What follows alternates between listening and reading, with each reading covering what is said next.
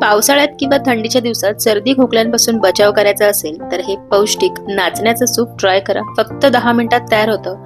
घरात अगदी लहानांपासून मोठ्यांपर्यंत सगळ्यांसाठीच हेल्दी असं हे नाचण्याचं सूप आहे. अगदी सोपी रेसिपी आहे. व्हिडिओ शेवटपर्यंत जरूर बघा आणि सगळ्यात आधी माझ्या चॅनलला सबस्क्राईब करा. इथं मी 2 चमचे नाचण्याचं पीठ घेतलंय. अगदी थोडासा कांदा एकदम बारीक चिरून घेतलाय. गाजर पण बघा एकदम बारीक चिरलंय. 3 लसणाच्या पाकळ्या आणि एकच मिरची एकदम बारीक चिरून घेतले आणि शिमला मिरची ती सुद्धा बारीक चिरले. इथं मी एकटीसाठीच करते त्यामुळे अगदी जराशा भाज्या घेतल्यात आणि आपल्याला जमतील तितक्या बारीक चिरायच्या, म्हणजे त्या पटकन शिजतात आणि आपण जेव्हा चमच्याने सूप पिऊ तेव्हा ते एका बाईटमध्ये चावल्या जातात. जर तुम्हाला जास्तीचं सूप करायचं असेल तर भाज्या आणि नाचणीच्या पिठाचं प्रमाण हे वाढवू शकता. तर सगळ्यात आधी नाचणीच्या पिठाची स्लरी करून घ्यायचे. इथे वाटीभर मी पाणी घेतलंय. हे साधं पाणी आहे, नॉर्मल रूम टेम्परेचर. त्यामध्ये हे पीठ घातलं की चांगलं मिक्स करून एकदम पातळ स्लरी करून घ्यायचे. अजिबात यामध्ये पिठाच्या गुठळ्या नको.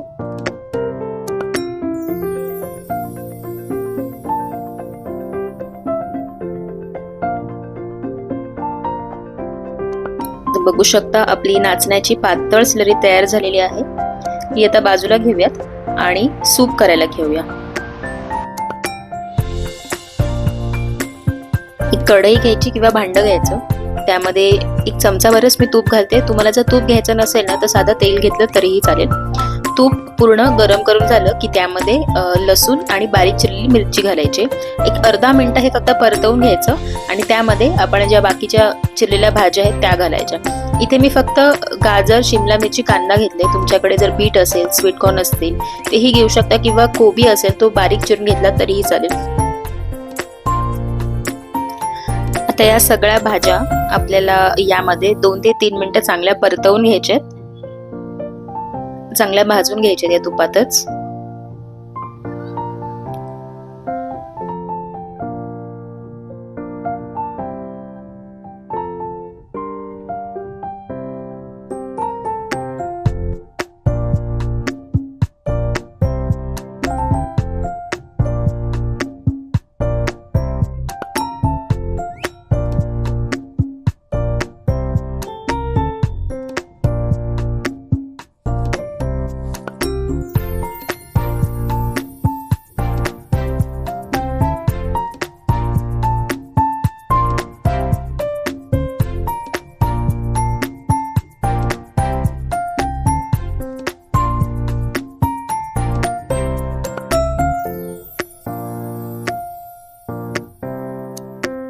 भाज्या आता सगळ्या चांगल्या परतवून झाल्यात. आता यामध्ये अगदी थोडंसं पाणी घालायचं आहे, म्हणजे या भाज्या बुडतील एवढंच. आणि झाकून चांगली वाफ काढायची. भाज्या या पाण्यात शिजवून घ्यायच्यात. पाणी घातल्यानंतर एकदम लो फ्लेमवरती आपल्याला 2 ते 3 मिनिटं हे चांगलं शिजवून घ्यायचंय. गॅस एकदम मोठा ठेवला ना सगळं पाणी आटून जाईल. तर सारखं पाणी घालावं लागलं आपल्याला. तर 2-3 मिनिटं झालेली आहेत. बघा भाज्या आपल्या व्यवस्थित शिजलेल्या आहेत.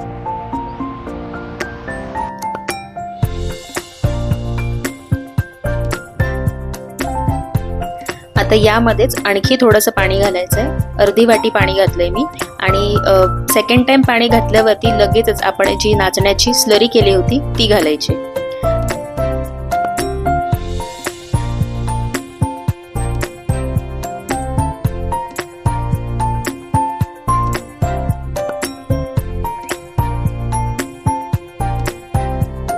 यामध्ये घालूया चवीप्रमाणे मीठ. जर तुम्हाला सूप अजून जास्त तिखट हवं असेल तर लाल तिखट इथे घालू शकता किंवा अजून मिरची बारीक चिरून घातली तरीही चालेल. त्यानंतर काळी मिरीची पावडर घालते, अंदाजे 1/2 चमचे. एवढंच घालायचंय, बाकी अजून यामध्ये काय घालायचं नाहीये. एकदा सगळं मिक्स करून घेऊया आणि ही उकळी काढून एकदम लो फ्लेमवरतीच हे सूप करायचंय. उकळी काढून यातली नाचणी चांगली शिजवून घ्यायची. जसं आता कन्सिस्टन्सी बघा एकदम पातळ आहे, पण जशी याच्यातली नाचणी शिजेल ना तसं थोडंसं हे सूप दाटसर होईल. त्यामुळे तुम्हाला जसं पातळ किंवा दाट हवं असेल त्या पद्धतीने इथे पाणी तुम्ही घालू शकता. इथे मी आणखी अर्धी वाटी पाणी घालते कारण नाचणी शिजल्यावरती हे थोडंसं दाटसर होईल. आता झाकण ठेवून एकदम लो टू मीडियम फ्लेमवरती आपल्याला हे शिजवून घ्यायचंय, उकळी काढून घ्यायची. आधीपेक्षा हे थोडंसं दाटसर झालंय. आणखी 1-2 मिनिटं हे उकळून घेतल्यावरती यापेक्षा अजून थोडंसं दाटसर होईल.